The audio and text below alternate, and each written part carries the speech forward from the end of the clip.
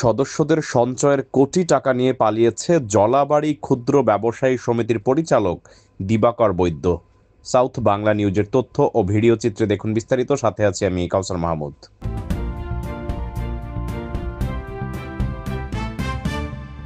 স্বরূপকাঠির পূর্ব জলাবাড়ি ক্ষুদ্র ব্যবসায়ী সমিতির পরিচালক দিবাকর বৈদ্য সদস্যদের জমা করা সঞ্চয়ের কোটি টাকা এবং তার স্থাবর অস্থাবর জায়গা জমি গোপনে বিক্রি করে পরিবার পরিজন নিয়ে পালিয়েছে।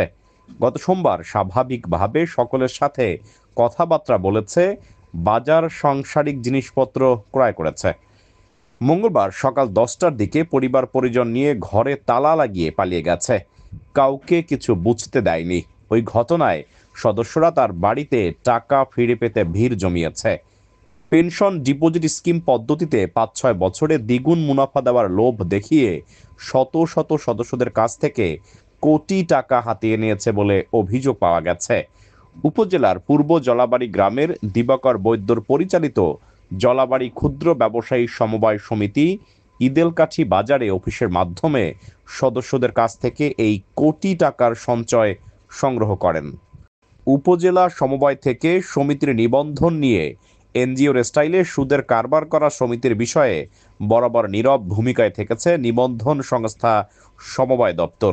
স্থানীয় সুশীল সমাজের লোকজন বলেন, উপজেলা সমবায় দপ্তরের কর্মকর্তারা অর্থের বিনিময়ে দিবাকরের মতো লোকজনকে লাইসেন্স দেয়ায় সাধারণ মানুষগুলো সর্বশান্ত করার সুযোগ করে দিচ্ছে। এতে বিপদের মধ্যে রয়েছে সমাজে টিকে থাকা সমিতিগুলো। সরেজমিনে খোঁজ নিয়ে জানা গেছে, সমবায় দপ্তর থেকে নিবন্ধন নিয়ে স্বরূপকাঠিতে শতাধিক সমিতি প্রতিষ্ঠিত এনজিওর স্টাইলে সুদের ব্যবসার পাশাপাশি বেআইনি পেনশন ডিপোজিট স্কিম ডিপিএস পদ্ধতিতে শত শত মানুষের কাছ থেকে সঞ্চয় সংগ্রহ করে। এসব সমিতি 5-6 বছরে দ্বিগুণ মুনাফার লোভ দেখিয়ে মানুষের কাছ থেকে সঞ্চয় সংগ্রহ করে। দিবাকরের কাছে সঞ্চয় করা ভুক্তভোগী চিত্তরঞ্জন বলেন, আপনি কত টাকা পাবেন সমিতিতে? 1.5 লাখ। এটা কি মানে মাসিক হিসেবে রাখছিলেন নাকি হিসেবে রাখছিলেন না এককালীন রাখছিলেন? এককালীন রাখছিলাম। কত টাকা মুনাফা দিতে? মোটামুটি 1000 মাসে 1000 করে দিত। 1.5 লাখ টাকা। হ্যাঁ, আর তা জমা হইতো। আচ্ছা, ও যে চলে গেছে এটা আপনি কখন শুনছেন? শুনছি তো রাত্রে প্রায় 9টা পর। সমিতির ক্যাশিয়ারের স্ত্রী রিঙ্কু মণ্ডল বলেন, ও চলে যাওয়ার সময় আমার সাথে দেখা হয়েছে।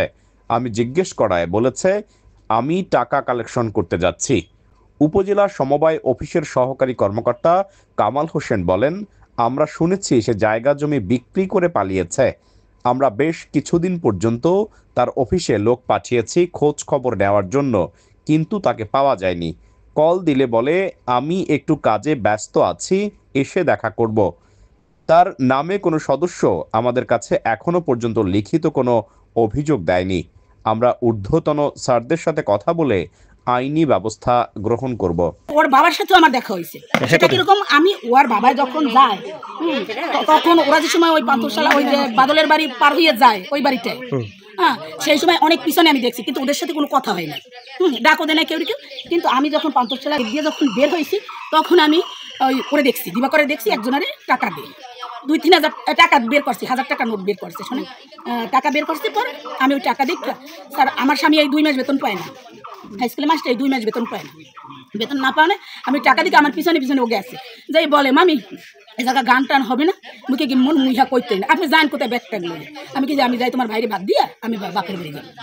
এখন আমি ও যে টাকা দিয়েছে ওনার টাকা দেওয়ার পর আমি দেখছি ওর হাতে অনেক টাকা, কিন্তু আমি স্যার আমি বলছি যে দিবাকর তোমার মামা এই 2 মাস বেতন পায় না, আমরা খুব বিহালে আছি, আমার কয়টা টাকা দিতে পারো? স্যার আমি যদি দয়া হয়ে 2000 টাকা দিলেও আমার 1 বস্তা চাউলের টাকা হবে। হ্যাঁ, বোঝেন তো বেসরকারি স্কুলের মাস্টার কত থাকতে পারে। হ্যাঁ, 2টা ছেলে পড়ে, এই ছোট ছেলে, বড় ছেলে ওরে দেখছেন কয়টার সময়?